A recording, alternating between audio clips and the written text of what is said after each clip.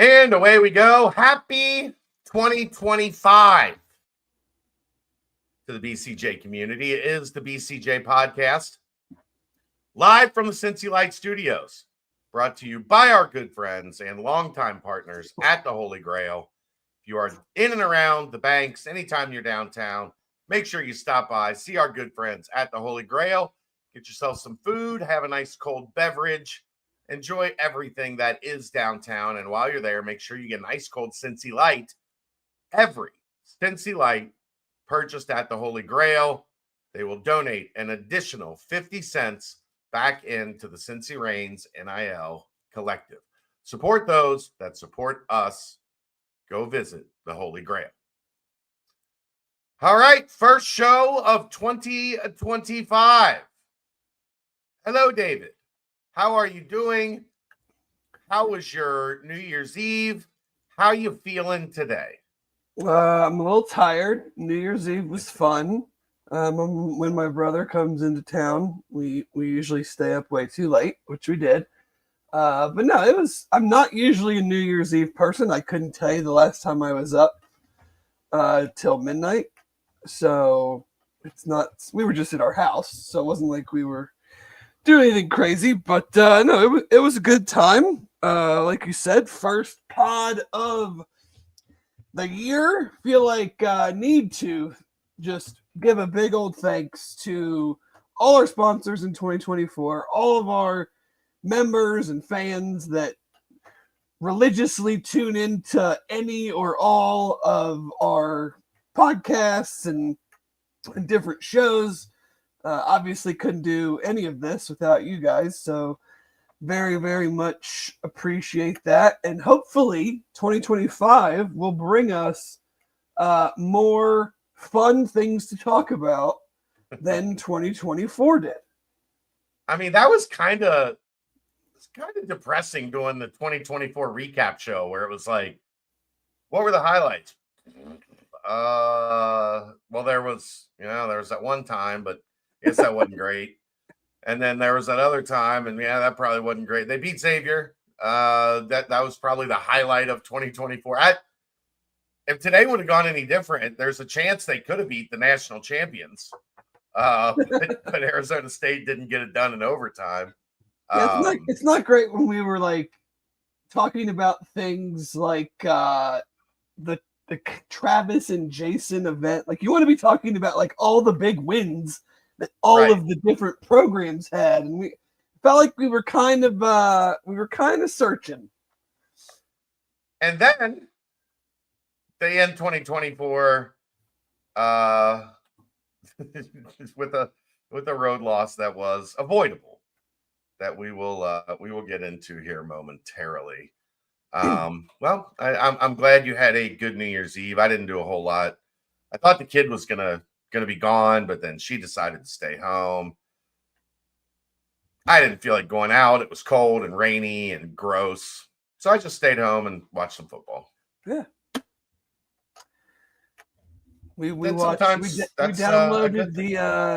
the Mountain West Network to make sure we watched Utah State, Nevada last night. My brother had some action on that one. Big win with the Aggies.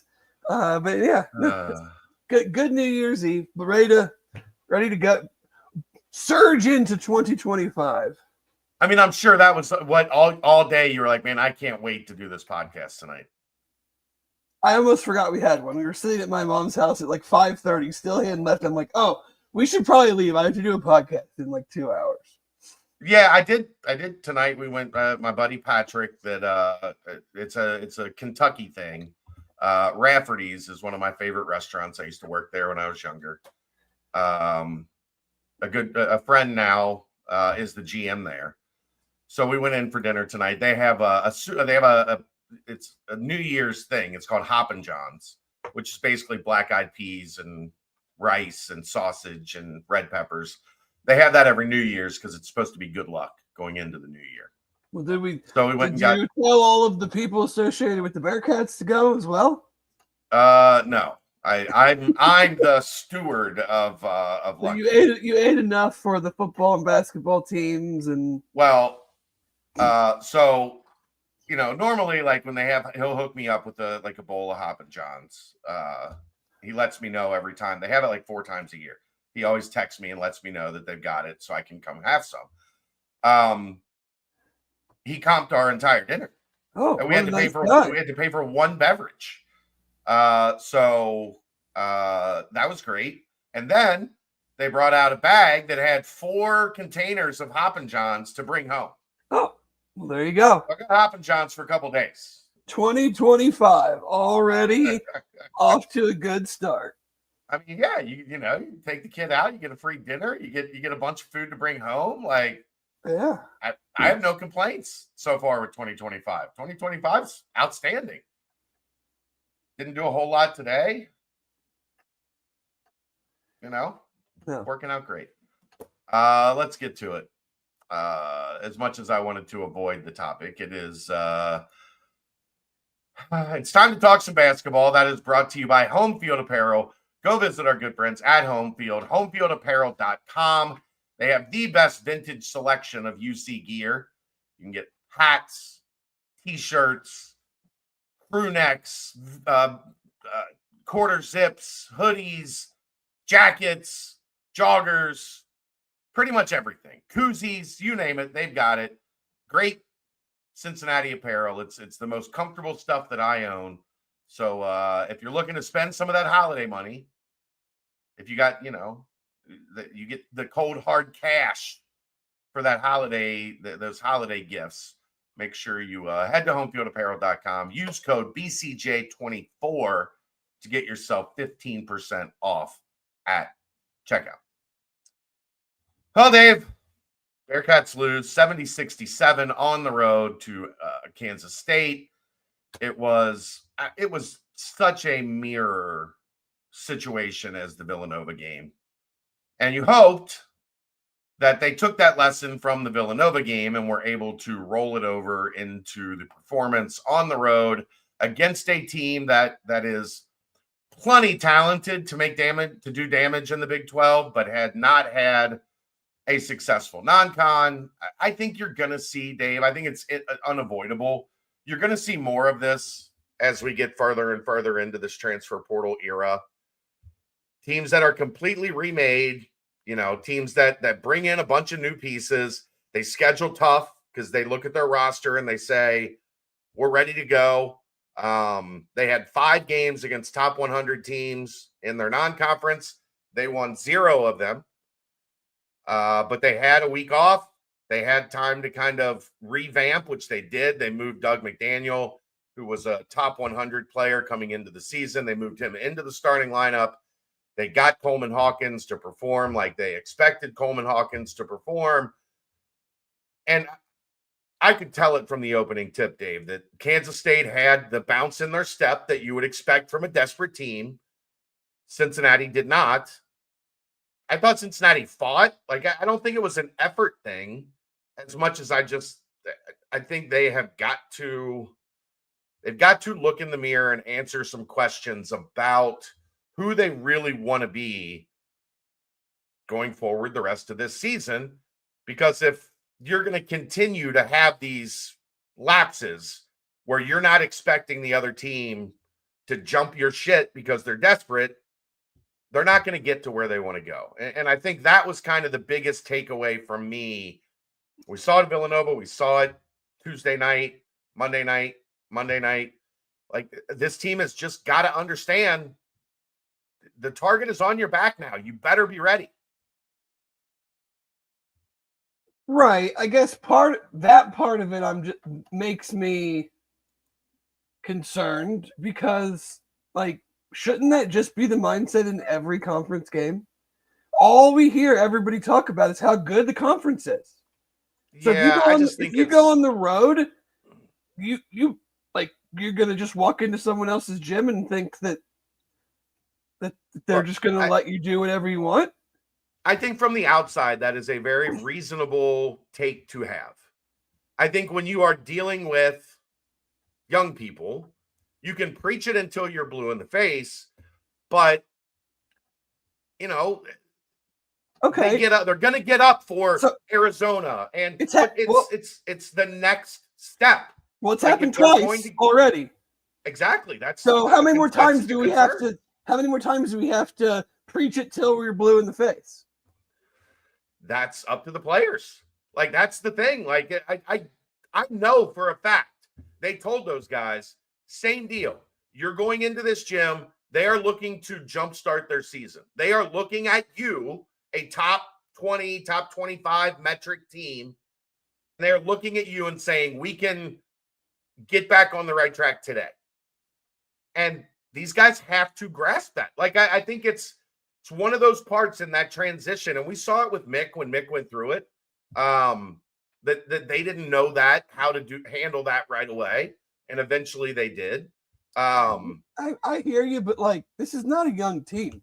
Or this is no, it's not. But it's not a team that's had great success, Dave.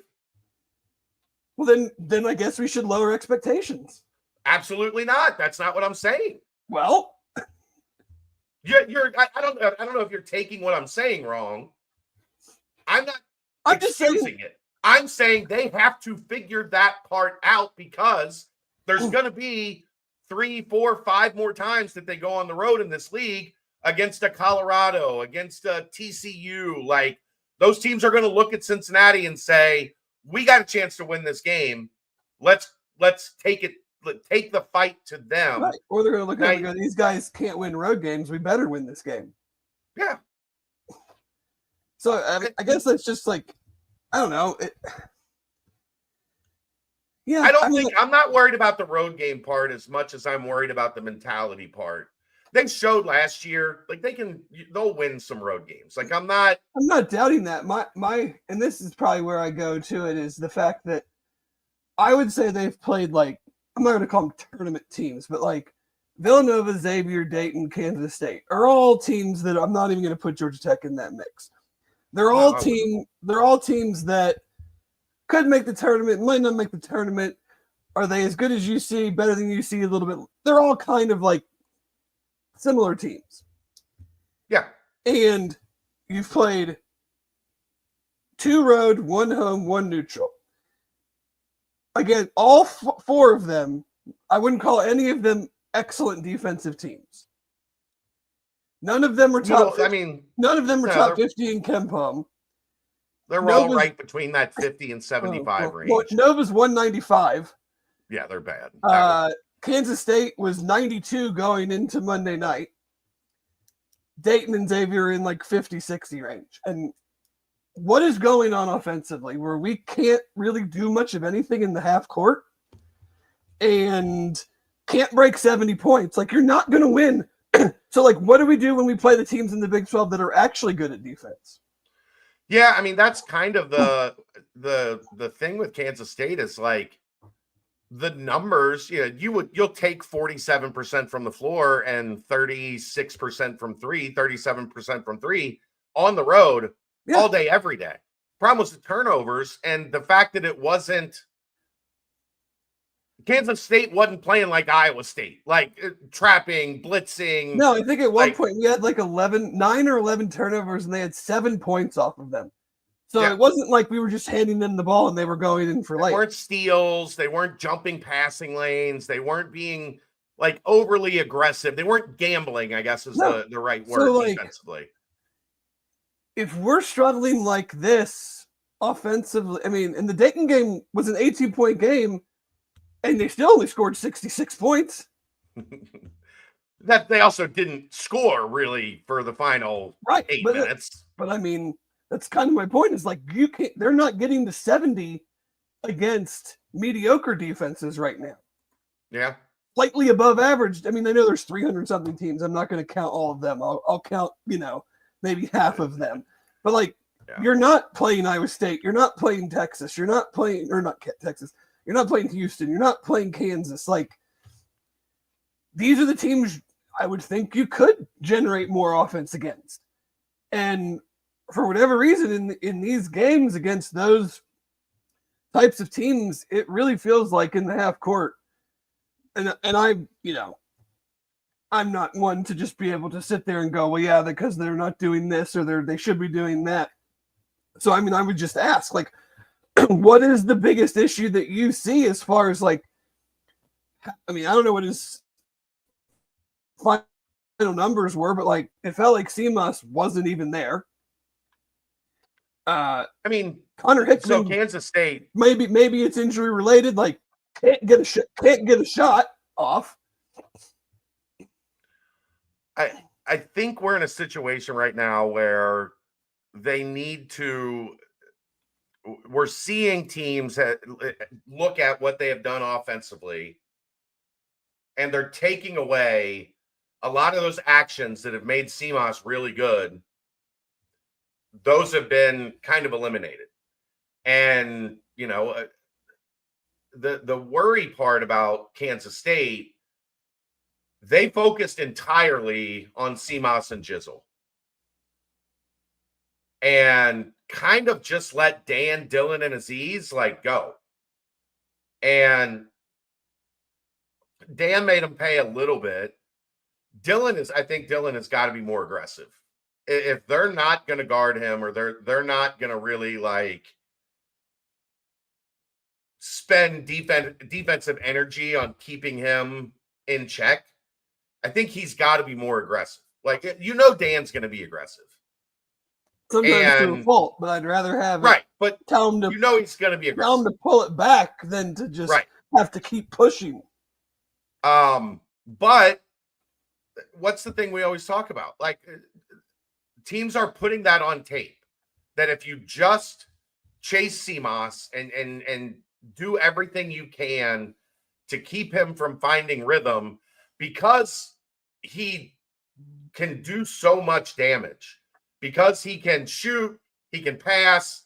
He's not a great driver, but he can get, you know, to 15, 12 feet, make the defense react and make a good pass or hit a little floater. We haven't seen him do much of that lately because I don't think he's gotten a lot of clean catches because of the way teams are defending him.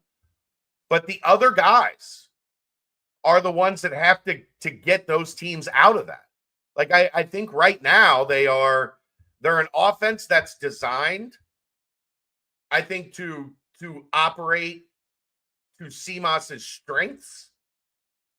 But the other teams have taken that away, or at least done a really good job limiting him getting clean looks. I mean, he's not even like really, and he forced some against Dayton and Xavier, but we're learning now why he didn't force it against Kansas State. You know, it took 6 shots, and that's just not enough.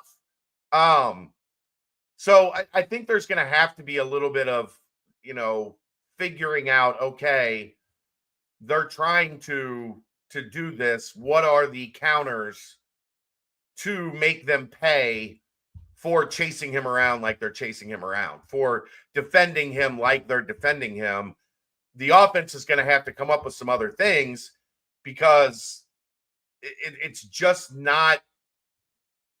It looks like, and this is, you know, it looks like standing around.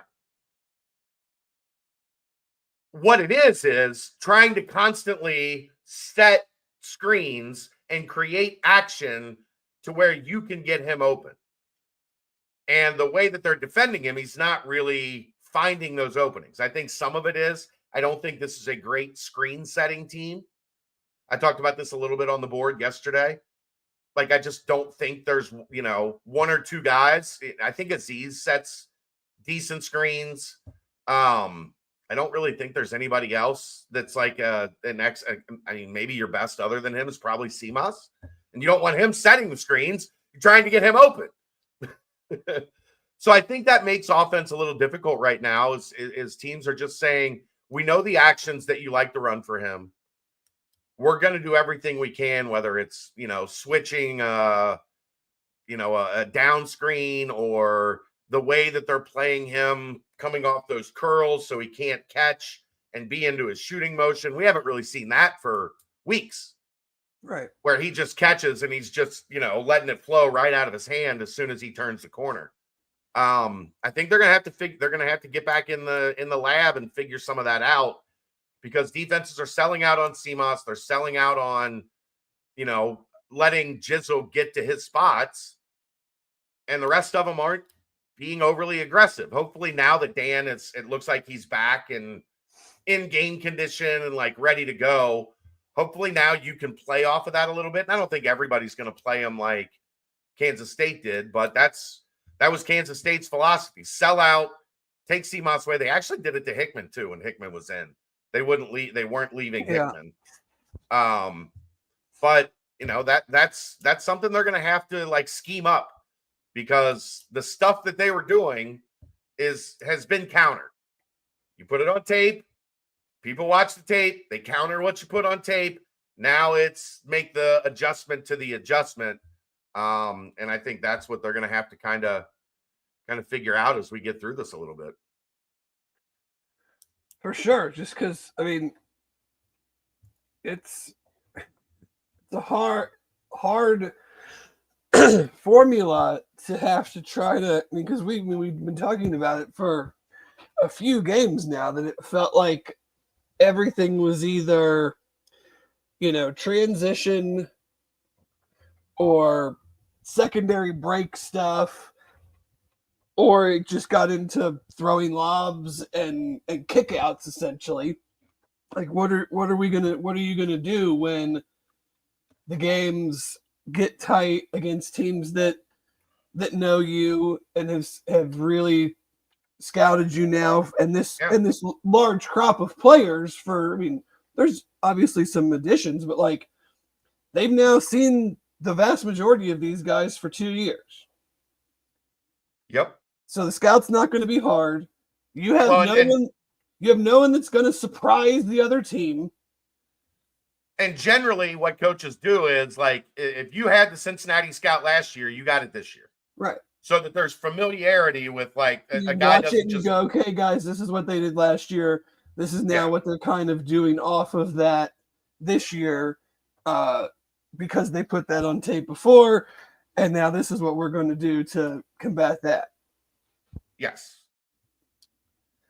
So yeah, I mean, it's you're not going to be able to get out and run in conference play like you want to. I mean, you're going to be able to do it some, but Dave, some of it though, like not getting back defensively. Right. You get a bucket, like what were there 4 times the Kansas State just off a made basket beat them down the floor and scored? Like you can't let that happen like that. Well, I know it's going to happen. You're not going to play like perfect games, but you mentioned those times, and then I know there were at least 2, maybe more times where they just got caught in bad rotations. Yeah, there is and Kansas State took advantage of that. I'm interested to talk to Lepore about that. They're doing more switching this year than they've done. Like they didn't switch on ball screens much at all last year. They were specifically, beat the screen, get over the screen. They're doing a little bit of switching now. I wonder like how much of that, and we don't get a lot of practice time like during the season. How much of that, like, there was one opportunity yesterday or Monday that I saw where they got Day on Hawkins, and you could tell as soon as they got the mismatch, they were operating to get him the ball on the block, but the ball was on the other side.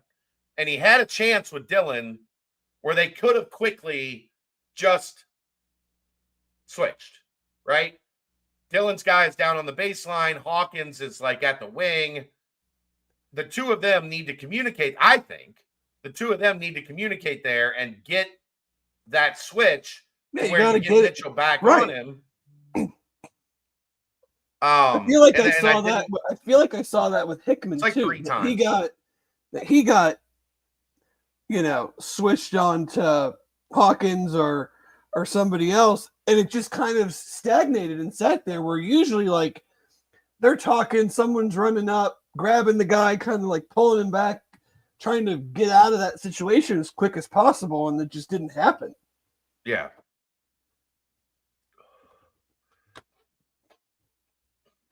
I was reading Jeff's text. Sorry, there's funny. Like the rebounding thing Monday night. Yeah, I mean they out rebounded them. Yeah, but look at the. There were some key offensive rebounds that they got out hustled, or defensive rebounds that Kansas State beat them to the ball, just out hustled them, and that's frustrating.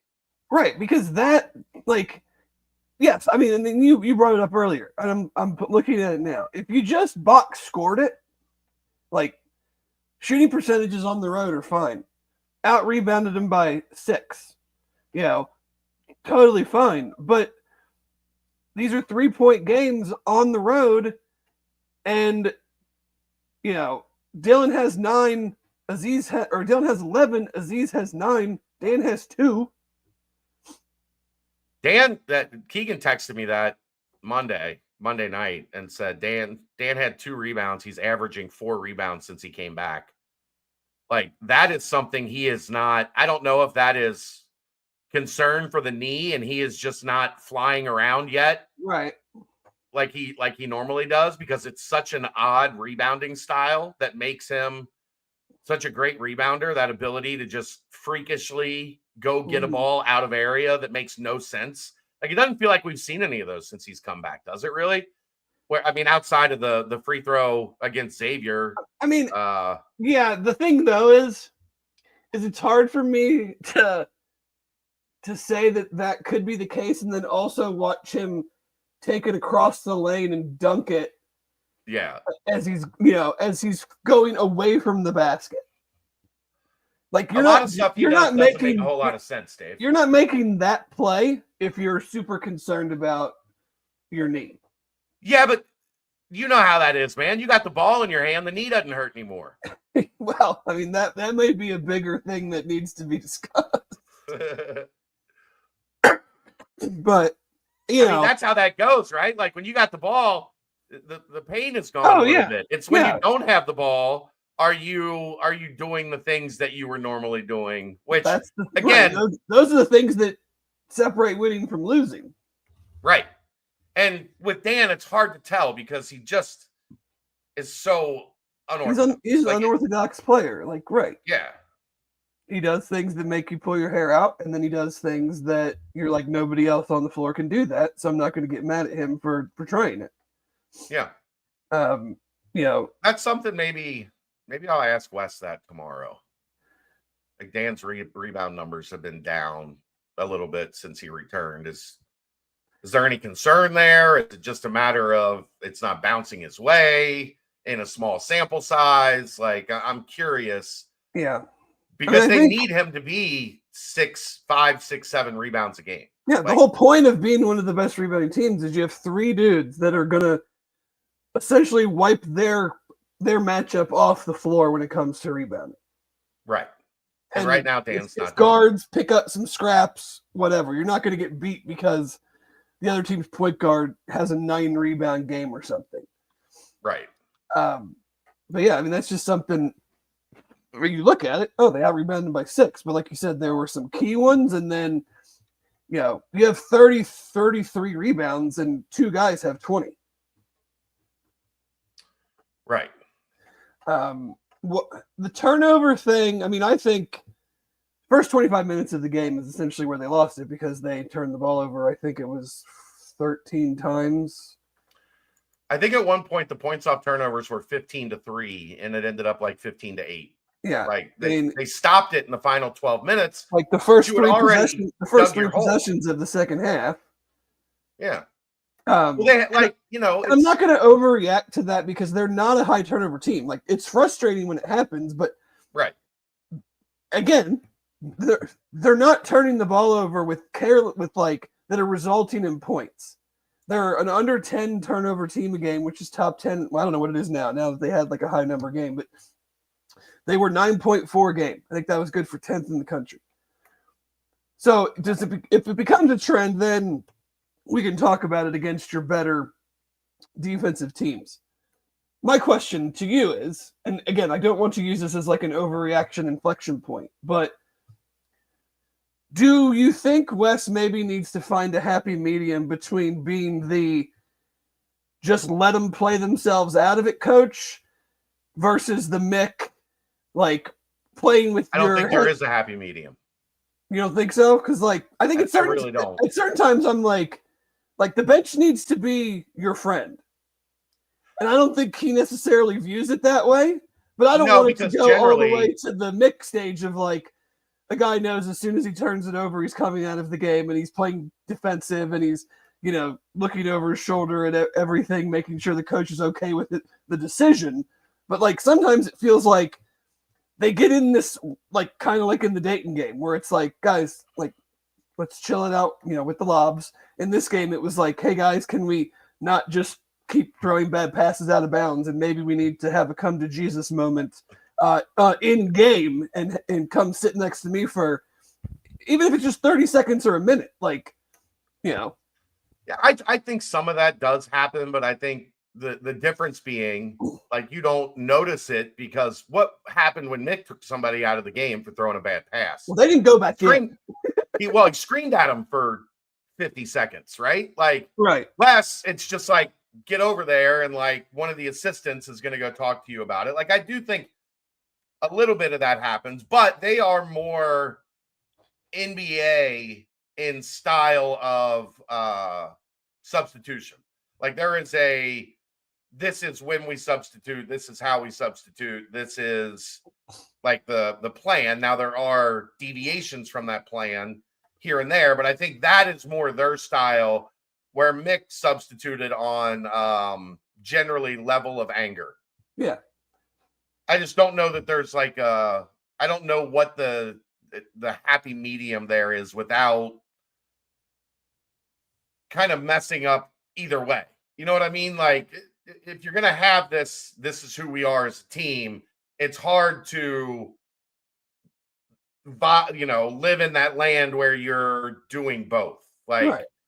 We're going to let you play through it, but not today. Or we're going to let you play through it, but not on that pass. I think it's not a little bit lost. To me, it's not an individual thing. It's a cumulative thing. Yes, I'll let you play through it until you guys punt the ball out of bounds 4 possessions in a row, and then we're not going to let you play through it anymore. Yeah. We're going to make some changes until you realize this is not working, guys. We're down 12-3, and we cut the game to 2 points at halftime, and then we hand them the ball 3 times to begin the second half. Yeah. I also think, Dave, there are 2 things I talked about coming into the season. One of them being the lack of a top 100 player. Right. Eric Dixon is a top 10 player in college basketball. Kansas State had 2 guys that were on almost all of the top 100 lists, and Doug McDaniel and Coleman Hawkins. Cincinnati doesn't have any. And I think that was a little when Cincinnati really had that chance to get over the hump last night. I really thought from that under 8 to under 4, they were going to take over the lead. Some of that was not a great night for Doug Sermons and Kip Kissinger. You know that every game going in with him. Right. It's deal with it. It's hard to deal with it when you block a shot, they review it. I mean, I get that, you block a shot, or you have a guy get a rebound, somebody undercuts him, and they go, "Oh, he fell. I'm sorry, he fell." I understand. There's some of that stuff. I'm not a. You gotta play. I'm not a. You gotta play better than the officials guy. No, the officials have to do a good job too, but you lost by 3 because they put themselves in that position. Right. You put yourselves in a position to where that call very much mattered because of all the things you did in the first however many minutes it was. You guys made that call matter. Yeah, that's why I said after the game, I'm not going to be the one that's sitting down, slamming my fist on the table and saying they got screwed because they didn't play. I said this to Aaron, and I this is how I've kind of always reacted to that. Where I get mad at officials are when you have 2 teams playing great, both teams playing really well, and you're coming to this climax of it's going to be a great game and we're in for a great finish. And then 3 or 4 calls are missed that swing the advantage in a great game. Yeah. And you don't get the finish that you expected because the officiating injected themselves into the outcome of the game. Yeah, I wasn't upset Monday night as much just because Cincinnati, I didn't feel like, did winning things. Right. Like, I look at it as these guys ref way too many games. I don't know if it was Sermon or who it was, but I saw something on Twitter that a ref had worked like 30-something straight days with travel and the games and everything. And these guys are in their whatever age they are. It's like, you think in game 30 in a row that he's going to call like as good of a game as he called games 1, 2, 3, 4? Think about it for a minute, Dave. These are guys that are officiating games until 9, 9:30, sometimes later. 11, 11:30 at night. Yeah. Then getting on a red eye or catching a early morning flight, driving a rental car, and then going straight to the next location, right, and doing another game that night. And guys that are older than me, and I'm damn near pushing 50. That part of it. The main part that I get, like, just like players are going to miss plays, refs are going to miss calls. I get that. The thing that bothers me the most is when they call a game one way and then totally change the way they're calling the game. Yeah. If you want to let them beat the crap out of each other, then let them beat the crap out of each other the whole game. If you want to call every little touch foul, then as long as you call it the same way the whole time for both teams, I don't care. I mean, I don't like that style of a game. But both teams know right away, like, okay, this is the way the game's going to be called.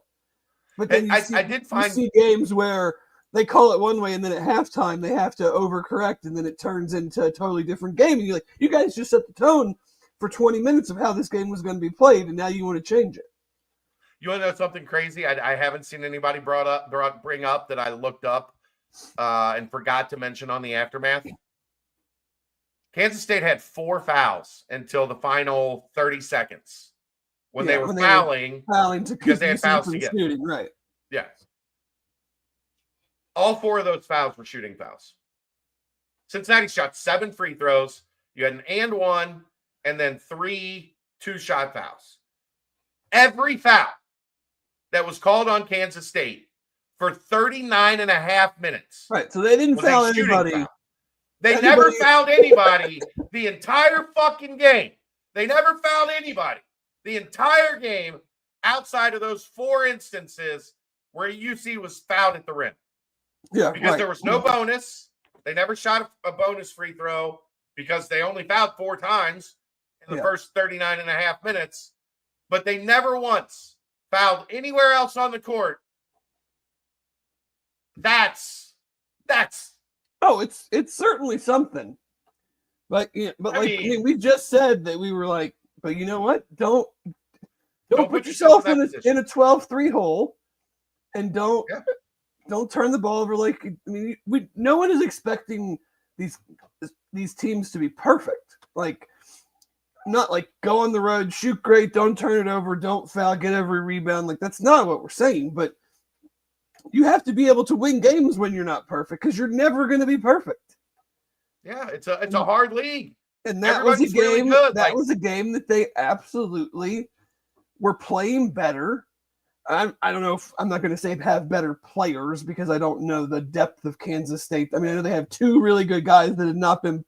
I mean, one had been taken out of the starting lineup, and one was kind of Tasmanian Danish-ish for the beginning of the season, and they both played really well.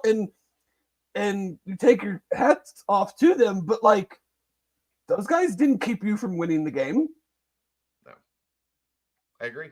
They didn't have like out of body experiences where you're just like throw your hands up and like, well, guys, there's just nothing we can do tonight because Buddy is just, he's playing NBA Jam, and it doesn't matter what we're doing, and everything he puts up is going in, and every loose ball is going to them. And no, it wasn't that type of a game at all. You got beat because you didn't do some of the more non-glamorous things very well. It's the old Mick Cronin toughness. We mentioned Mick. It's like toughness is not getting in a fight. Toughness is getting back when you score. Well, perfect example. In that stretch you talked about, like the 8 minute to 4 minute or whatever, how many times did we cut the lead to 2 and then they immediately scored on the next possession to put it back to 4? In like 10 seconds. Didn't force them to run great offense, didn't sit down and really grind out a defensive possession. I mean, that's something I talked about. Up the floor. That's something I talked about early in the season is, yes, I feel like they're a really good defensive team and the metrics say that, but like, how many times can you count? Like, hey, we really need a damn stop here. And we got it.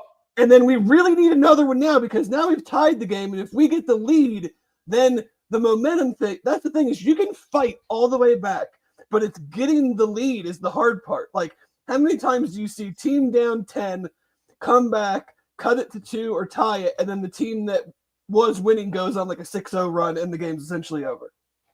They led once, Dave. Did you know that? No. 27-26. Remember when Dan had his little 7-0 spurt? Yeah, and then instantly Kansas State scored like 4 straight. 27 seconds was the only lead they had for the entire night. The entire night. That's, I don't want to say, I mean, I'm sitting here doing a podcast with you. I'm not questioning anybody's abilities or manhoods or anything like that, but like, I mean, it's the same stuff that I've kind of been asking about all year. Like, show me you're tough. Show me you can stop the other team when you know they're going to Coleman Hawkins or you know they're going to whoever. Doug McDaniel, yeah. Because you've come back and you've now made this a game in their place and they are desperate for a bucket because they know you're the hot team now. Yep. We didn't get any of those stops. No, and there was a spot in the middle of the second half that really stood out to me on like why you have to avoid these situations. They're playing hard. They're playing their ass off. They get it back down to 3. Kansas State makes a 3. I can't remember if it was a turnover or a missed shot, but Kansas State gets a stop. They come down. They make another 3. All of a sudden, in 45 seconds, all that work to get it back to 3, bang, bang, 9. Timeout.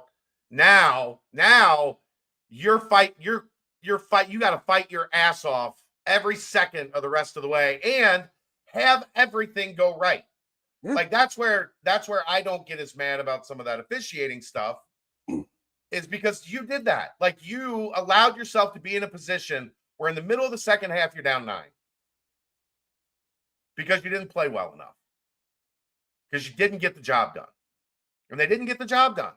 And there has to be a better sense of urgency from this group because this is like take away Villanova and Kansas State and like all the fine details that we're talking about with those games, desperate teams and good players and needing to get back on track and whatever the case may be. Here's the reality. If you're going to be a top 5 team in this league, and I think that's reasonably, everybody was looking at this group coming into conference play and saying there is a path for them to be a top, 30% team in this league. Now, you let that game get away. And now you have Arizona at home, Baylor on the road, Kansas at home. Okay? Incredibly hard. But you know what you're not going to do when you come out of that, Dave? Your metrics are not going to tank coming out of that. So you go into this stretch after that, right? Regardless of how it comes out, and they're going to have to play the best 3-game stretch they're probably going to have to play all year just to get to 2-2 after 4 games in Big 12 play. But then Colorado on the road. Right now, Ken Pom has that as a 3-point UC victory. We just saw one. Colorado gave Iowa State all they wanted right after the UC Kansas State game. He doesn't get a lot of credit. I talk about him a lot because I know Tad Boyle is an incredible basketball coach. He does not have a team with the talent that Kansas State has, but that team is going to be extremely well coached. They are going to take away what Cincinnati does well, and they are going to fight. Okay? So there's one. Arizona State at home. Arizona State is playing good basketball. Projected, I've seen a bunch of projections have them in the field. Then Texas Tech at home. Then road trips to BYU and Utah. Then West Virginia at home. Then UCF away, who just played great in kicking Texas Tech's ass. Like, those are the, 1, 2, 3, 4, 5, 6, 7 games after this 3-game stretch. And I've heard this notion that, like, oh, well, the thing is, though, once you get past Arizona, Baylor, Kansas, things lighten up. Like, they got a chance to roll off a bunch of straight wins. Really? You're just going to assume that? Without doing any of the research on, what is actually coming up? Like, of those games, like, maybe you feel confident about Arizona State at home. Maybe you feel okay about Texas Tech at home. I mean, I don't like, maybe I'm being the prisoner of the moment. I don't think I feel confident. Right. Like, why would you feel confident about any win right now? Well, like listening to people around the confident means you just walk in and you're like, we're gonna win. I mean, we've got supreme, like, talent is so much greater than the other team. This is going to be easy. That does not exist from now until the season ends. Like, there's not a single game. I'm confident the Ravens will beat the Browns by 1,000,000 on Saturday because the Browns are one of the worst football teams I've ever seen. I'm not confident that UC is going to go on the road and beat a Colorado or beat a Texas BYU or Utah. They didn't beat teams at home last year. Right. Like, so this notion that, like, well, if they just get through this 3-game stretch, everything's going to – that's why I keep talking about 2-2. Because you're going to be in a dogfight. What's the every alternative, night. Though? Say this 3-game stretch goes 1-3, then they don't have any confidence when they're going to play these other teams, and those other teams are looking at them as like, these guys are wounded dogs right now. Let's kick their ass. Well, that's what I was kind of getting at when I mentioned, like, they're not going to their metrics aren't going to drop a bunch in this 3-game unless they get just blown out, which they play defense well enough. I don't see any, like, just bloodbaths. Now, maybe Arizona comes in and scores 90 and UC can only score 72, which is in the realm of possibility because that team can score 90 pretty easily. But they're going to be looked at as, all right, this is quad 1A. Like, Colorado is going to look at it and say, all right, we got a quad 1 win in our gym that's going to hold up throughout the year if we can knock off this Cincinnati team that comes in at 1-3, 0-4. Like, that's not off the table. So, I just temper this. I kept hearing. I mean, I guess, and that's where I'm. That's 16-4. They're going to go 16-4. They're going to go 15-5. Like, I don't. Yeah. I think those are numbers that are going to win the league. Yeah. So again, it's early. One league game.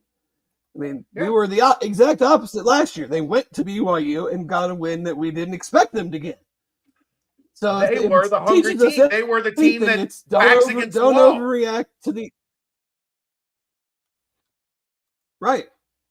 They had not had a great non-conference and needed to start winning some games of note, and they didn't play a good first half and then played a great second half in that game. But yeah, I mean, all these games, unless, UC has the talent to beat every team in this league. Every team. There's not one team that I go, there's no shot that they're going to win that game. Right. There's not So a. they have like, to do. If they played Auburn, I would be like, probably not going to happen tonight. But they don't play Auburn. Yeah. Auburn. And I don't know if they could score 60 against Tennessee right now either. But Iowa State is probably the only one I feel like right now, looking at that Iowa State game at Iowa State, like, you're right. But that's why the things we talked about for the last 20 minutes are so important is doing those things on the margins. Like they didn't lose to Kansas State because Kansas State had someone play incredible. They didn't lose to Kansas State because they played awful. They lost or shot awful. They didn't have one of their 3 for 24 3-point shooting games, or they didn't shoot 33% from the field. They lost because they didn't do the little things you have to do on the road to get wins, or at home, frankly. And I need to see them do those things before I can feel good about where they're going the rest of this year, because against the point that I started the conversation with, against the teams that are going to be pretty much all the teams they're going to play for the next 2 months, they have struggled in the half court on offense, and they're not getting stops that they have to get. Well, I mean, they did against Xavier. Yeah. Like that was down 7.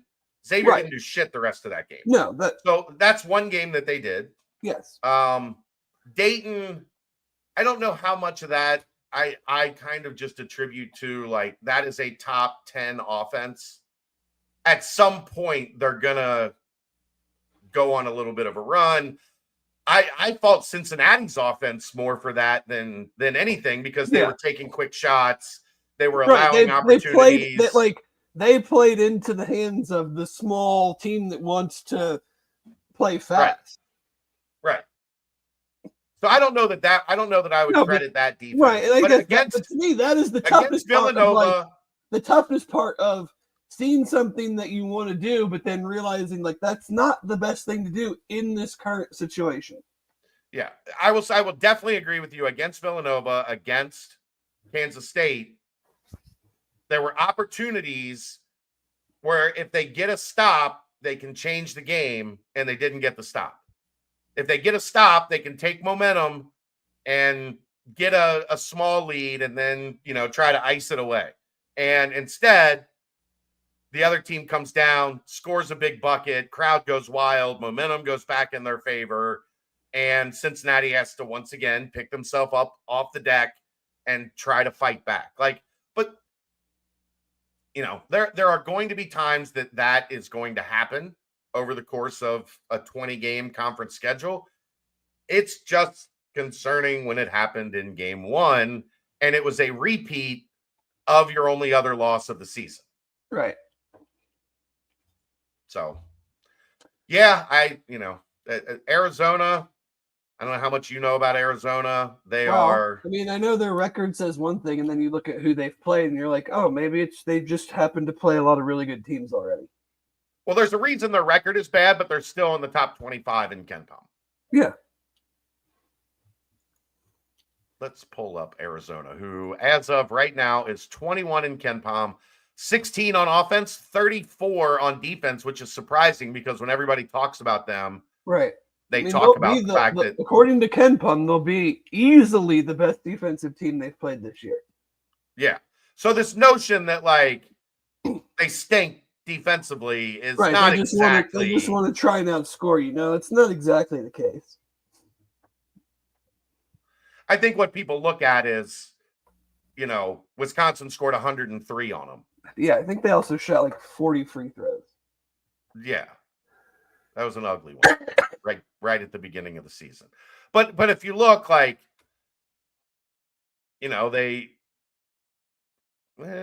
let Oklahoma scored 82, West Virginia scored 83.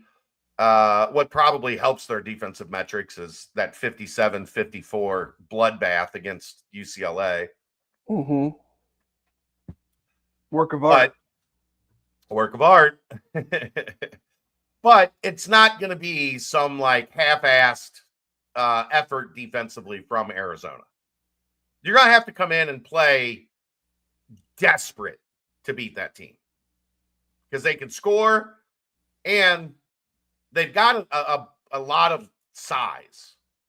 Well, I mean, you throw out the UCLA game, their last 4 games, 102, 96, 94, 90. I mean, Caleb Love is really their Caden Love and Jaden Bradley are on the smaller size, 6'3" and 6'4". Right. But Toby Awaka's 6'8". Vesser is 7 foot. Krivis is 7'2". Trey Townsend 6'6". KJ Lewis is 6'4". Del Orso is 6'6". Carter Bryant is 6'8". Like, they are going to be, if not the biggest, one of the absolute biggest teams that Cincinnati's going to play against. Yeah, I mean, they're 12th in the country in rebounds. Average height. They're 66th in average height. I thought they would be a little higher than that. But yeah, I mean, you're gonna have I don't know if that means Day plays more. I mean, Caleb Love, dude, can fill it up from anywhere against anybody. The thing with him, as has always been the thing with him, is that you have to frustrate him because he will take bad shots. If you let him get in rhythm, he will cook you. Mm-hmm. Absolutely cook you. Surprisingly for him, Dave, he's shooting 57% from 2. He's only shooting 31% from 3. I think he's going to get into the basket a lot more. A ton. I mean, his MO was just chucking shots for a while. They have got him out of that, and now he's playing a lot more downhill. And I think they had 3 or 4 top 100 players coming into the season.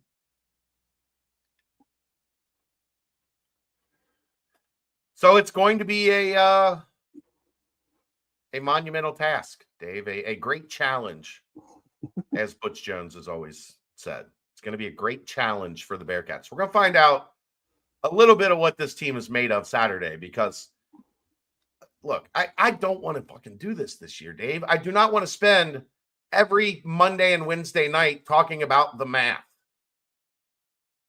They got behind the number. I don't want to talk now about what's the math? Same stuff that we've talked about and we talked about last year. Yeah, I'm not overly worried about that. I think this is a different team than last year, but I think they are as well, but you still gotta, as much as we can say that, you gotta kind of prove it sometimes. For sure.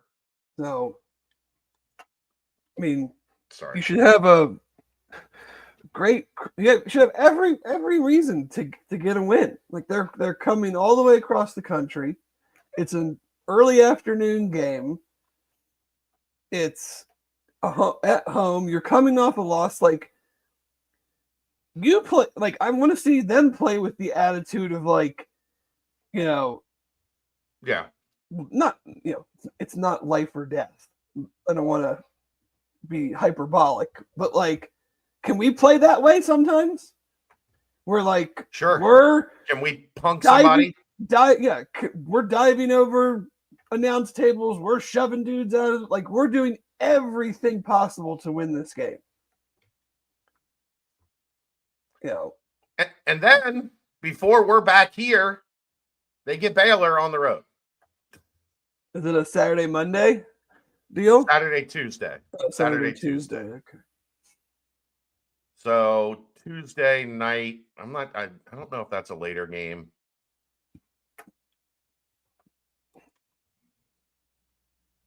Uh, 8 p.m. 8 p.m. One of the better games of the day. a thrill score of 71.7 that day. That day's got some fucking games, dude. Tennessee, Florida, Michigan, UCLA, Mississippi State, Vandy, Kentucky, Georgia, St. John, Xavier, Texas Tech, BYU, Arizona, West Virginia, Auburn, Texas. Will be the second time Arizona and West Virginia faced off this year. Yeah. But yeah, it's a very interesting 7 days for the Bearcats because we're either talking 1 and 2 with Kansas coming in, although maybe not as scared of Kansas as usual after they laid an egg at home Saturday or Monday. Sorry, whatever Monday. That was. What day is it? What is it? Wednesday? I believe it's Wednesday. Ultimately, these shows are the only way I know what day it's been for like 2 weeks. And then we did the BBP on Sunday. So then that like, well, is it month? No, it's Last week we did our show on Thursday. Yeah. Hopefully this hits the reset button, gets me back on track. We are going to do things. I just wanted to put this out there. Not that it has anything to do with you. We are going to do things a little bit differently on the nightcap. We have not done this yet, but I think with 19 games coming up in, 19 windows, we are going to do kind of like a 15-minute preview for each team the day before the game. So, we'll do it tomorrow probably for Thursday for a Saturday game. And then we'll come back and do one, I guess Monday to get ready for Tuesday night. So we are going to add that into the mix because I know people have kind of asked if we can do like an individual game conversation segment. So, we'll have a couple segments a week where we look at the Big 12 and then a couple segments a week where we are dissecting the upcoming game. So just wanted to let people know that was something we are working towards as we get into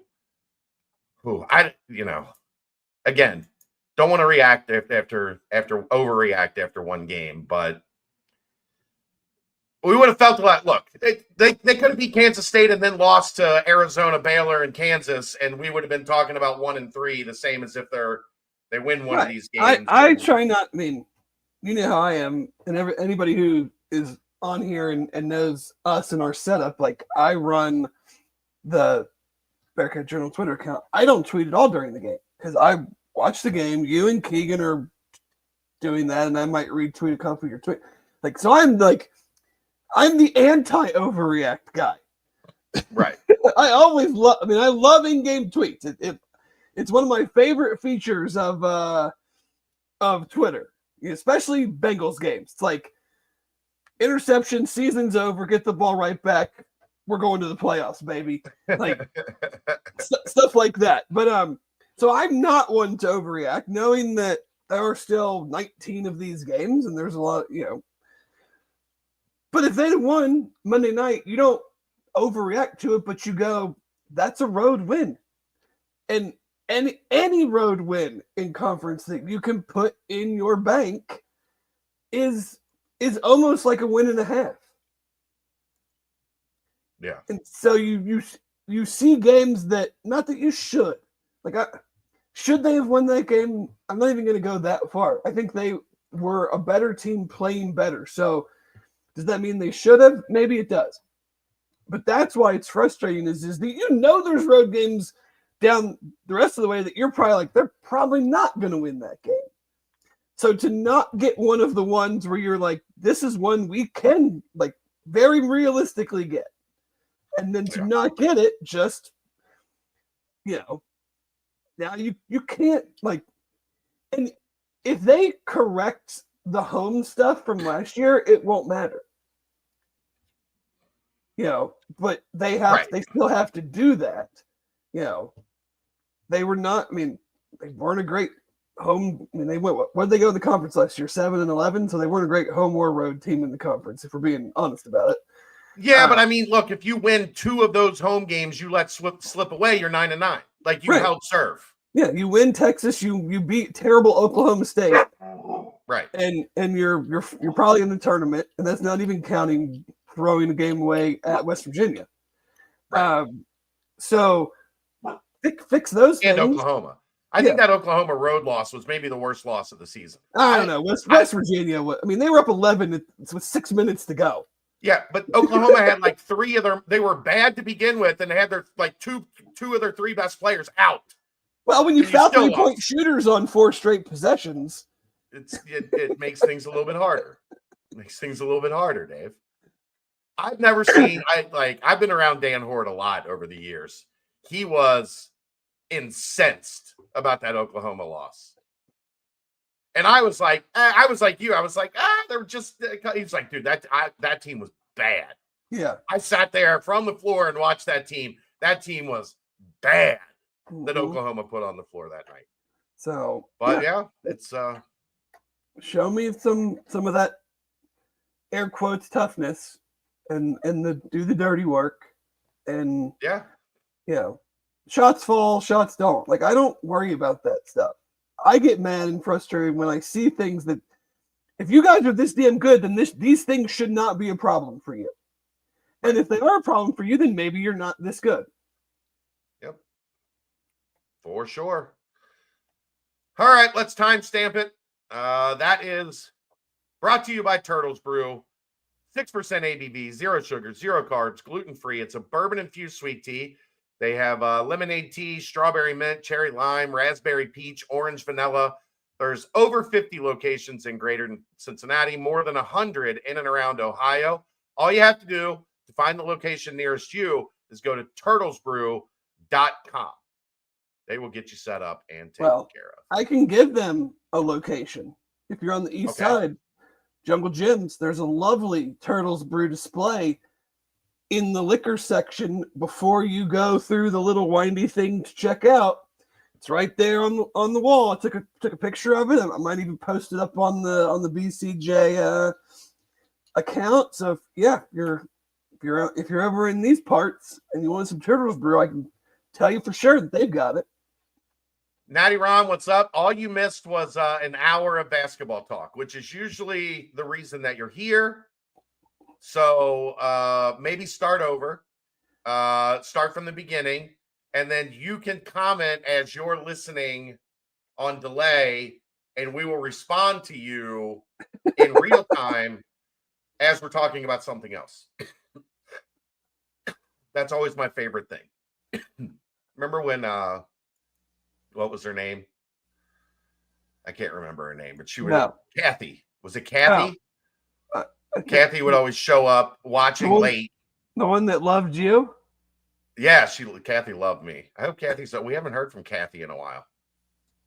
Kathy got tired of my shit and started watching something else.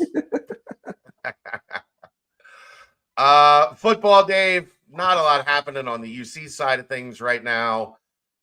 Visits open back up tomorrow. There are some names that have kind of leaked out that are on the board. We have some names that we are tracking. Jeff Howe sent a message that said, "We love Kathy." Jeff, you can comment in the chat. You don't have to comment in the text. The Bearcat brunch Kathy loves the brunch. Yeah. She just doesn't like me. Not a fan of you. Right. She probably listens to George in the Jungle. But you guys don't do the brunch during basketball season. No. Why not? No, thank you. But yeah, it's probably going to come quick because guys want to. I mean, I know there's guys that say they're going to keep taking some visits. I mean, I feel like if you don't get them in for your first or maybe second visit, they're making these calls now to make sure that they can get everything in order, get into school when it kicks back up here.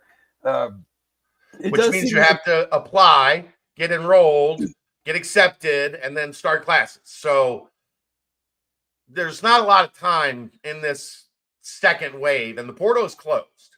Outside of if you played, you get 5 days after your bowl game to enter the portal. Yeah. So for the most part, the portal is closed. Sure. I mean, you're talking about players on the last 8 teams that are still playing.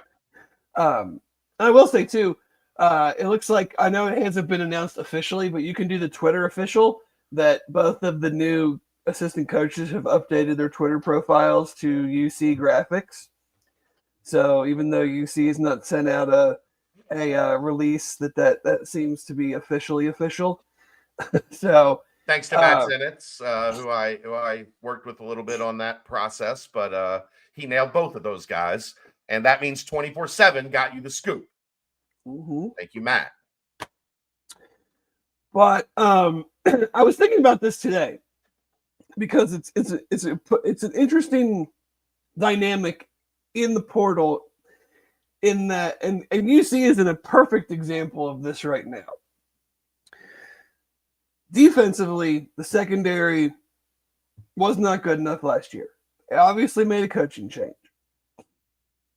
A couple, and we're not 100% sure how it's gonna totally shake up, but I think both new coaches are going to be committed to the secondary. Now, whether it's corners, safeties, maybe how they do the 3 safety thing, who knows? But I mean, you're putting 2 new guys on the secondary. You've had a couple guys leave. You have 1 guy already signed coming in. It's an interesting dynamic because we look at it as fans, and fans look at the portal as a get better quick thing. But they brought in a ton of high school kids in last year's recruiting class in the secondary. Yes. So do you throw all those guys out there and take your chances with young guys who have never played or haven't played much? I mean, Sanks played a pretty good amount, and then as I think Sabor played a little bit more, Gravy played at the very end. Like, because if you bring in a whole boatload of transfers again, and they essentially jump those guys because you're like, well, we need the experience, we need the older guys to start. Now you're stunting their development, and they're 2 years in and haven't really played. So guess what's probably happening after next season? They're transferring, and now you put yourself back into the exact same spot. So for the next year, so I'm like, I think you should. I mean, it's hard to play both sides, and I think they're trying to do that. They're not going like they did last year with all those safeties and Jordan Robinson and Ormani Arnold. Like, I think maybe a safety, maybe a corner. I think probably a safety, maybe a corner if it's the right fit, the right guy. Because I think they do want these young guys to take those reins. But we as fans look at it as like, oh my God, the secondary was terrible. Get in as many guys as you can because we need it to be good. But then you're essentially hurting then the thing that we all also say that a program like UC needs to be about, which is development and having good high school classes and bringing those guys along. So it's a little bit of a catch-22 on how you do it, because you don't want to then not piss them off, but like you don't want to then be like, well, yeah, we like you a lot, but we also just brought in 5 guys who we are going to play over you. So how much do we really like you? If actions always speak louder than words. You can tell the kid you like him a lot, and then you bring in, 3 corners, and he goes, well, I guess you don't like me that much. Right. And I mean, we know from having Zach on here and just from being around, like they were very high on that group of defensive backs they brought in last year. They're high on the group of defensive backs they brought in this year. So at some point in time, like you're going to have to find out what you got by ripping the Band-Aid off and letting those guys play and figuring it out. You know, maybe there's an opportunity where like, okay, like you throw those guys in the fire in spring ball, and then if need be, and you think you might need another one, you go get another one in the spring or whatever. What about our running backs? Well, they're bringing in an interesting one, or they're working on a visit with an interesting one. I just want that. I mean, I want that one to happen for vibes and vibes alone. It was reported today that Tawi Walker, who rushed for just under 900 yards and 10 touchdowns at where was it? Where did he play last year? Wisconsin. He was the best running back at Wisconsin. That's right. He's coming in. Didn't love seeing that he's also working on a Georgia visit. Yeah. That usually concerns you a little bit, but they obviously feel like running back is a place that they need to add. They went after it hard in the first little window of this cycle, didn't get their guy. But you know, and then they get two guys in the first. I mean, they're definitely like running back is. I don't want to say it's like wide receiver. I don't want to say it's like combo guard. Like there are a lot of really good running backs still available. I mean, there was a report that Star Thomas from Duke is, air quotes, working on a visit to UC and UCF. There are other running backs that I think they're interested in where they slot in on their priorities. I mean, if Walker is visiting in these next few days, I think that tells you where they have him. Sometimes it's a little bit of, yeah, we think he's good, but yes, we also think we can get him. Puts the priority higher. Like, yeah, but this other guy might be better, but we don't feel like we have as good of a chance to get him, so we're going to bring this other guy in first, because if we bring him in after the guy that is better that we don't get, he might go somewhere else to visit and go ahead and commit there, and now we're out on both those guys. But with the way they run offense, I mean, I feel like they absolutely need another running back. I mean, I like Evan Pryor. They need a big back. I like Evan Pryor a lot, but he's not a 20 carry guy. I don't think his value to your team is enhanced by that many carries. So, I think it's the same stuff we've been talking about. It's some guys in the secondary, running back, D-line. I think they'd like an offensive tackle that's played a good bit of football, which everybody else would like that as well. Along with D-line, everybody else would like that as well. And, I think there's visits this week, and you can have visits this week and next weekend. And then you kind of probably have to, outside of the guys that are still playing, it's hard to see visits going any deeper than that because you got to be in school. Well, let me check something. This weekend's the 4th. Next weekend would be the 11th. They probably start on the 13th, right? Yes, but then you also do get like 10 days. You have a window, but what I'm saying is yeah, if they were to bring somebody in that following weekend after school's already started or during that week, like that would be, I feel like, a rare occasion. Like I feel like they're going to try to get. We've talked since the portal opened about roughly 14 guys. 12. We keep saying 12 to 14. Let's go 14 on the high end. That's 5 more guys. I think they would like to have those 5 guys done ASAP. Right. Well, what do you know about Christian Harrison, Dave? Not a lot, actually. I know it's his wording. The tweet wording was funny. It was Texas A&M, Indiana, Ole Miss pending, Cincinnati pending. So that to me tells me it's like I might go to those schools if I don't like Texas A&M or Indiana. You know what you don't really like? You want to be last in high school recruiting. You want to be the last visit. I don't think you want to be last in anything anymore. I think you'd rather be first and get that. You're okay being last in high school recruiting. Yeah, it's not. But like now, do we really think he's going to make it to that fourth visit? Probably not. And I'm sure they'd love for him to make it to that fourth visit, but yeah, probably not. But and that might be a case of what I talked about before. It's like they need a safety. Okay, Christian Harrison from Tennessee. I don't think he was, he wasn't a standout, or I don't think he'd be transferring. But it's like, yeah, we like him, and we might like him more than this other guy. But he's already told us he's going to visit these two schools, and then maybe us. Are we going to roll the dice that he actually makes it to this visit and not bring in other safeties? Right. No, you can't.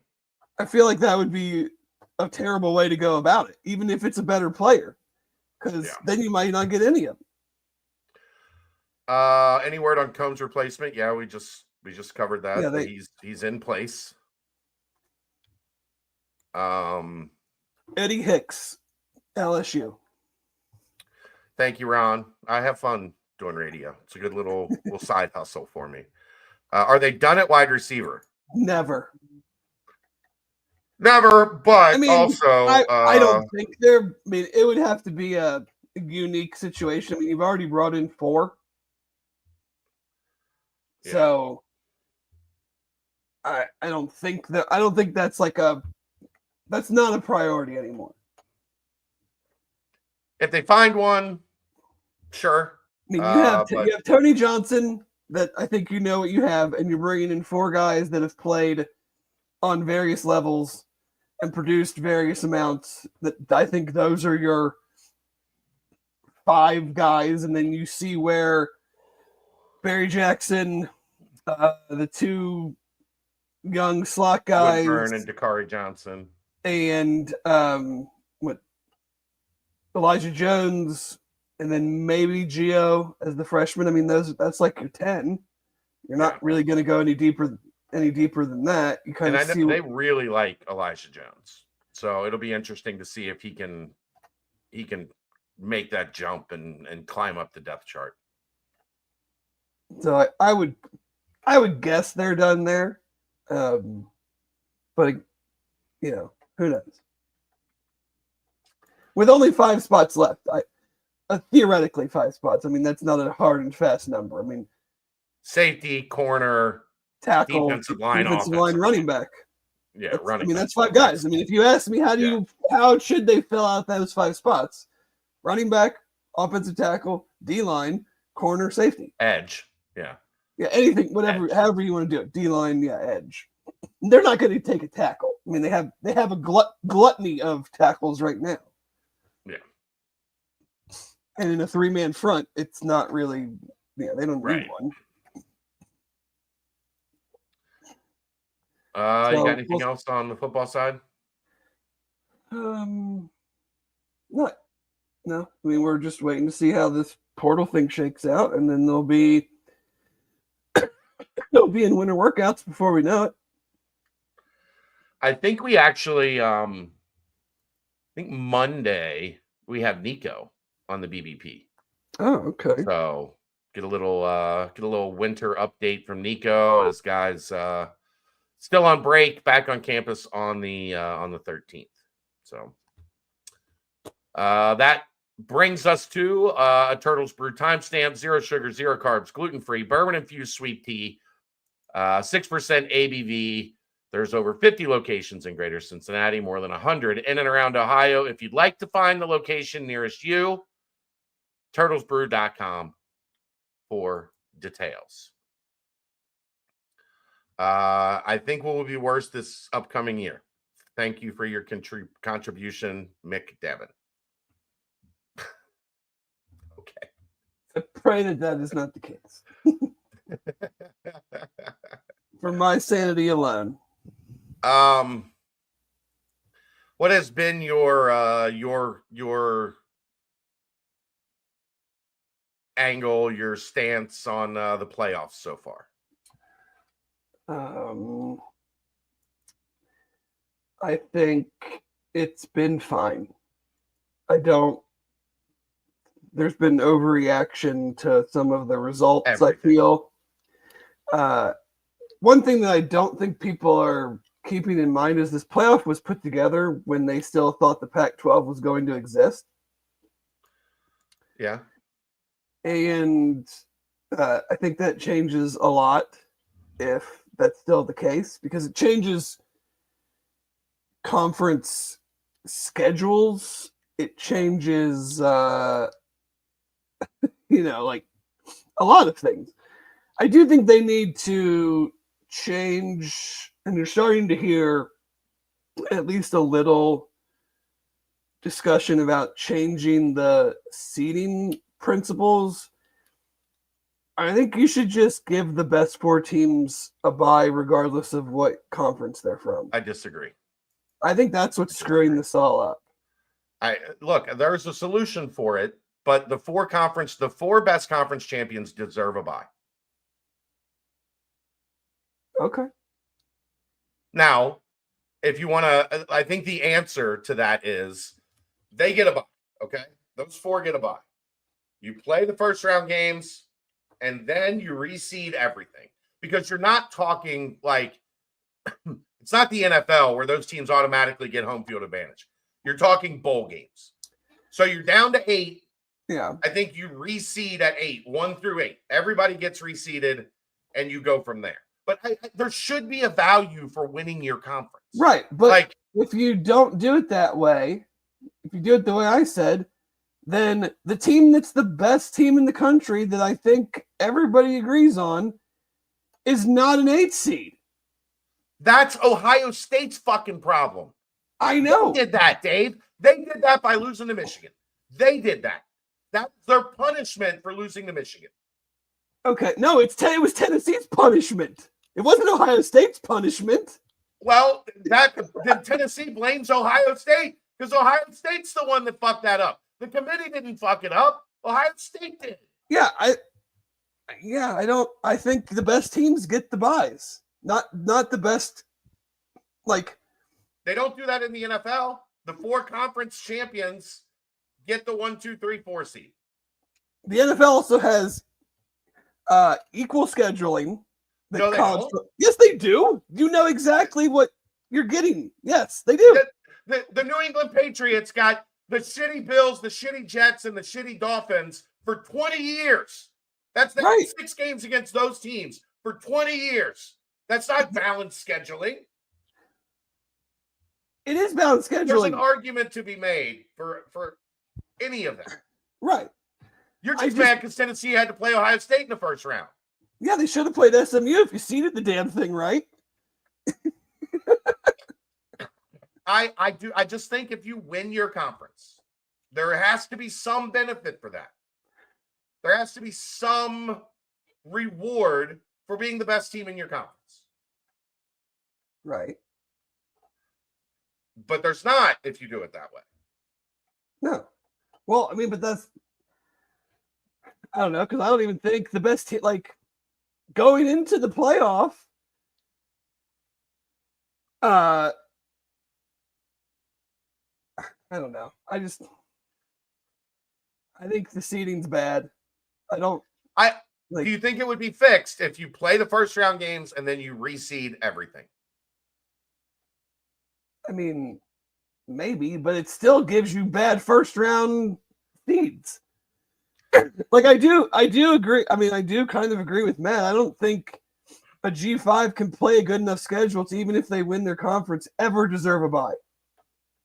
It's because the Big 12 kind of played with their food this year. But, okay. If Arizona State beats Cincinnati, Boise State doesn't get what they got. They would have been 4, I guess. They still would have guessed. Well, that's the ACC's fault for being shitty. I don't disagree, but you can't, like, but that's the there's so much talk this whole thing is a exercise in hypocrisy. Sure. That's the part that annoys me. That's the part that is pissing me off. I'm trying to think of what I said today. It's like they're pissed about this, but then no one made you guys have 18 team conferences. Right. You did that. You complain about unbalanced schedules and how, Nick Saban and Lane Kiffin have been ranting about, how hard the SEC is and Alabama. No one made you guys have an 18-team conference. Right. But you're greedy and you wanted the money. Exactly. So now you have an 18-team you want it all, but then when the things happen to not go your way, you want to then fall back on something else. And so, I have no problem with the 12 teams because I don't look at it as this is not – every team doesn't look at this as win the championship or bust. That was my big problem with the 4-team playoff is that UC had a historic season, on the field. And then they got all the help that we talked about all year that they needed to get just to have a chance to make the playoff. Right. And if Baylor doesn't make that play on 4th and 1, I am still convinced, or on the goal line in the Big 12 championship game, I'm still convinced that they would have jumped Oklahoma State over UC. And UC wouldn't have even had a shot. And Arizona State making the playoff, even though they lost today, their goal is not win the title. That's Ohio State's goal.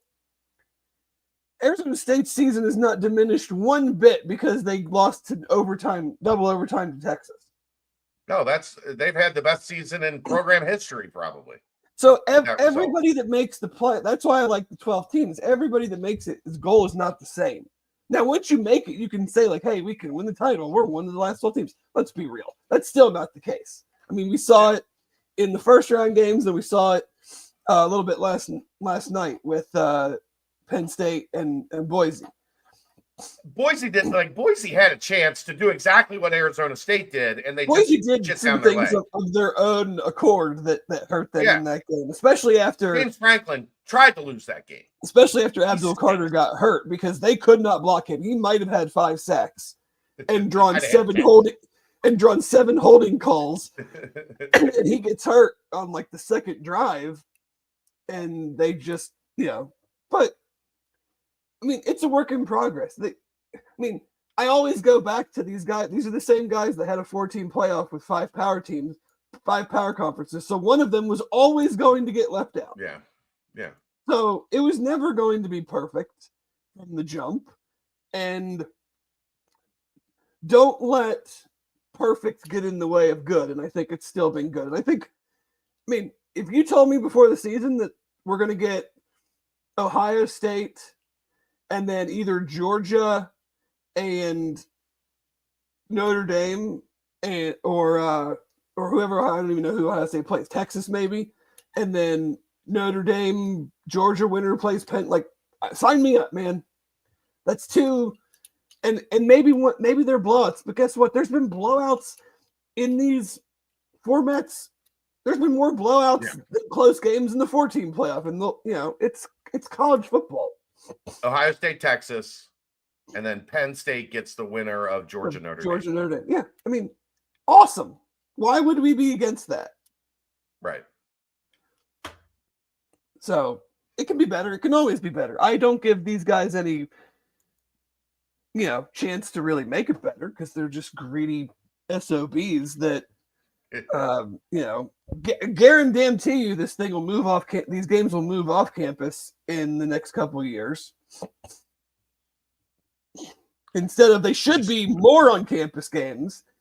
Somebody brought up but God forbid you take away the Peach Bowl. Doesn't get a a big bowl game, a big playoff game this year or whatever. I think it should be the semis and then the national championship, but they're never going to just take those away from these bowl games that have just handed them money for 50 years. Yeah, what I think will keep at least one round on campus is what we saw last night. where Penn State fans just didn't go. They were like, look, like we went to our home game, and then we'll go to the semifinals and, potentially the finals, but like the quarterfinals in Arizona, right. No, we're good. We're good. We're going to watch that. No, I agree. I mean, dog. Talk about just like what you go, Tennessee fans would have traveled to Columbus. Then if they'd have won, then you want them to go to California, and then the next week turn around and go to either the Cotton Bowl, go to Dallas or Miami. It's like, and who's doing that? Where's the championship at? Atlanta? Is it in? I don't know. It's Atlanta. It's in Atlanta. So at least that one would have been close for Tennessee fans. But yeah, Columbus, Peach Bowl, Columbus, Rose Bowl, Cotton Bowl, and then Atlanta. So, and I do think I agree that the national championship should be at the Rose Bowl every year. I agree in principle. I just despise them with all fibers of my body because they have to have the bowl game on January 1st at 5:00, so the sunset hits the San Gabriel Mountains between the third and fourth quarter, and they refuse to accommodate the entire sport because of that. They got juice, Dave. They got the juice. They shouldn't. That's the other part. Like, who's in charge here? Who's in charge here? The Bulls have always been in charge. Right. Well, they can't have the national championship every year because then they couldn't have it on January 1st. And you couldn't have the New Year's Day Rose Bowl parade because, goddamn, everybody just loves some good parade these days. Like, it's such a joke. I love the sport, and it's such a joke. But here's what I don't think people realize. Like, the Bulls thing is never really going to change because that's how they've laundered money away from the NCAA for 100 years. That's why the NCAA doesn't get any cut of any of the pie, is because the bowl system keeps the college football postseason money this far away from the NCAA. They can't get a finger on it. It's outside of their control. Yeah. It cracks me up. Mm-hmm. All right. You got anything else? Do you think Marcus pulls it off tomorrow? I mean, if better, you're playing Gunnar Stockton, for God's sakes. If the Notre Dame defense can't stop that guy, then yeah. I think they do. I kind of think they do. I might, if they make the championship, I might go down to Atlanta, hang with my boys. See if I can get credentialed to go down there. Hey, Denbrock would go out with us the night before the game. Abso-fucking-lutely. He was texting me the day before the day of the Indiana game. He was texting me. Guy's the best. Watch how many points we're going to put on these guys. Hey, doesn't that guy that worked for you, didn't he go to Indiana? Tell him I'm going to shove it up his ass. Daddy. I'll be pulling for Notre Dame. I like all those guys. I would like to see. Can you imagine the legendary status Freeman gets them across the finish line in the first ever college football playoff? Oh yeah, be classic. And I've hated Notre Dame my whole life, but I like those guys enough that I guess I'll pull for them. All right. Well, we thank everybody for tuning in. I know it's New Year's night, so everybody's still probably recovering, getting back on track. Dave, I think he had 14 bottles of wine last night. Not quite. He had a crate of wine last night. Let's not act like I need help. Well, you and your brother, it was the two of you, so and my mom and dad, and it was only 6. It wasn't. They didn't stay up till 3 a.m. Just my brother and I did. Watching Mountain West games. and then the 2001 Royal Rumble. Who was the surprise entrant in the 2001 Royal Rumble? Drew Carey. Okay. Was it in Cleveland? No, it was in New Orleans. What was he was doing? I guess back then he was doing some sort of pay-per-view comedy thing. So he was there to get advice from Vince on how to run a pay-per-view, and they put him in the Royal Rumble. Oh boy. All right. Anyway, that's going to wrap it up. Thanks to everybody for tuning in. Thanks to the Holy Grail. Thanks to Turtles Brew. Thanks to Home Field Apparel. Thanks to Cincy Light. We will see you next time. That is the BCJ Podcast, brought to you by the Holy Grail, right here on BearcatJournal.com.